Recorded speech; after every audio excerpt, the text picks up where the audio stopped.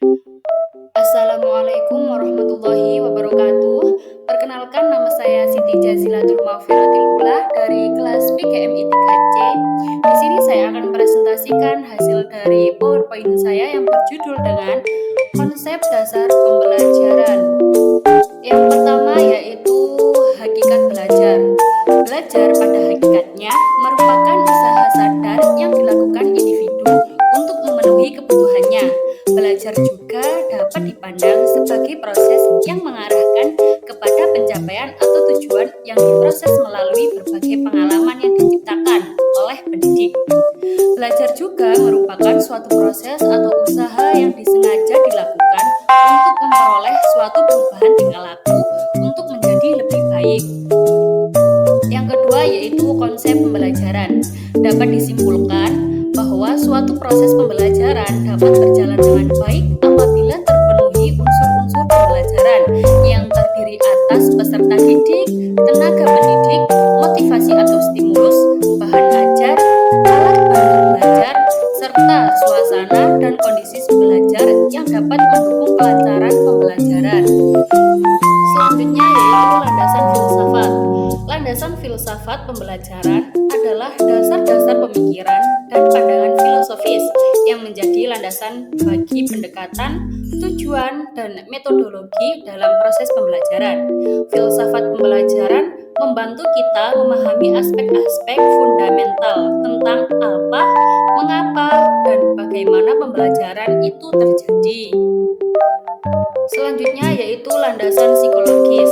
Landasan psikologis pembelajaran adalah kerangka kerja yang digunakan dalam dunia pendidikan untuk memahami bagaimana individu belajar, bagaimana proses belajar berlangsung, dan bagaimana pengajaran dapat diarahkan agar efektif. Ini melibatkan pemahaman prinsip-prinsip psikologi yang mempengaruhi pembelajaran dan pengajaran. Landasan sosiologis. Landasan sosiologis pembelajaran adalah dasar-dasar atau konsep-konsep yang bersumber dari ilmu sosiologi dan digunakan untuk memahami proses pembelajaran dan pendidikan dari sudut pandang sosial. Sosiologi adalah ilmu yang mempelajari interaksi sosial, struktur sosial, dan dampak sosial dari berbagai fenomena dalam masyarakat.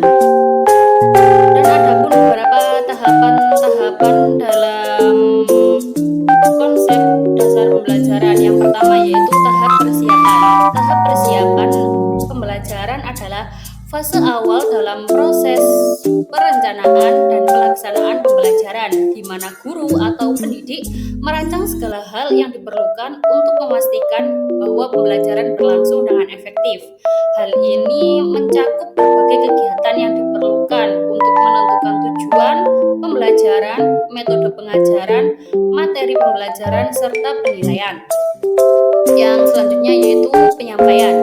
Tahap penyampaian pembelajaran adalah salah satu tahap dalam proses pengajaran yang biasanya melibatkan pendidik, guru atau instruktur, dan peserta didik atau siswa atau peserta kursus untuk memastikan bahwa siswa memahami dan menguasai materi pelajaran atau keterampilan tertentu. Dan yang ketiga, tahap latihan. Tahap latihan pembelajaran adalah bagian dari proses pembelajaran yang fokus pada pemberian pengetahuan, keterampilan, dan pemahaman kepada peserta didik. Tahap ini melibatkan aktivitas pembelajaran yang dirancang untuk membantu peserta didik memahami dan menguasai materi pelajaran. Dan yang terakhir yaitu tahap penampilan hasil.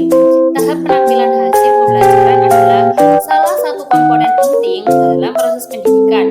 Ini adalah saat di mana siswa atau peserta didik menunjukkan apa yang telah mereka pelajari melalui berbagai cara seperti presentasi, ujian, proyek, ataupun karya seni.